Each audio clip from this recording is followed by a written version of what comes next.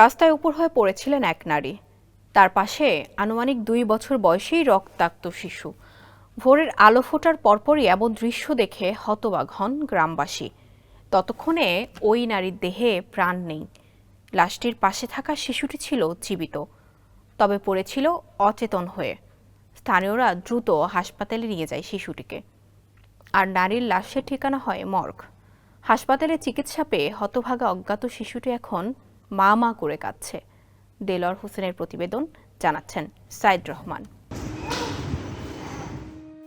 নেত্রকোনার পূর্ব ধলা উপজেলার বিশকাকুনি ইউনিয়নের কাছিয়াকান্দা গ্রামের সড়কে অজ্ঞাত নারীর লাশের পাশে জীবিত শিশুকে পড়ে থাকতে দেখা যায় বুধবার ভোরে। স্যান্ডেলিনা সো, রূপচর্চায় আভিজাত্য।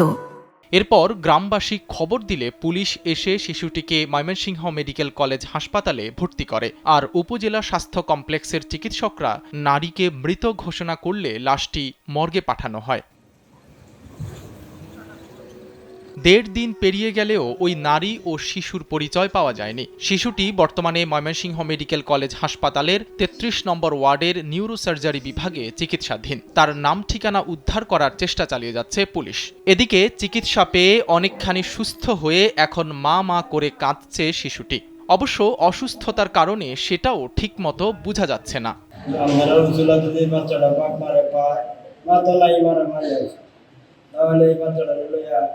হসপিটালে আছি বা ওনারা এই বাচ্চার জন্য চিকিৎসা নিতেছে।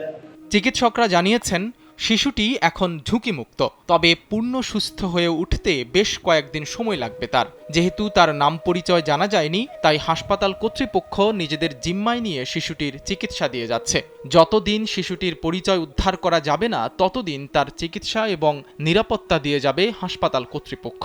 এই বাচ্চা যেহেতু অপরিচিত, তার কোনো পরিচয় জানা যায়নি, সেই জন্য আমরা হাসপাতালের হেফাজতে নেই এবং আমরা তৎক্ষণাৎ এই বাচ্চার চিকিৎসা শুরু করি এবং সেখান থেকে চিকিৎসা এখনও অব্যাহত আছে এবং চিকিৎসা সংক্রান্ত যা কিছু করা সম্ভব সব কিছুই আমরা করছি।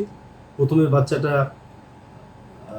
আপনার পেডিয়াট্রিক সার্জারি ওয়ার্ডে ভর্তি ছিল, পরে সেই বাচ্চাকে আমরা নিউরো সার্জারি ওয়ার্ডে আমরা স্থানান্তর করি, কারণ বাচ্চার মাথার কানের ডান কানের পিছনে একটা ইনজুরি আছে। তো বাচ্চার অবস্থা আমার মনে হচ্ছে আগের চেয়ে ইমপ্রুভ করেছে এবং আমরা আশা করি বাচ্চা হয়তো ইমপ্রুভ করবে এবং পুরোপুরি সুস্থ হয়ে যাবে।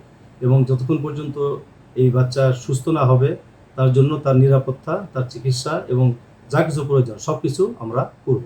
পূর্বধলা থানার ওসি রাশেদুল ইসলাম জানান, অজ্ঞাত ওই নারীর লাশের পোস্টমর্টেম করা হয়েছে এবং আইনি অন্যান্য কার্যক্রম প্রক্রিয়াধীন। নিহত নারী ও চিকিৎসাধীন শিশুর পরিচয় শনাক্তে কাজ করছে পুলিশ।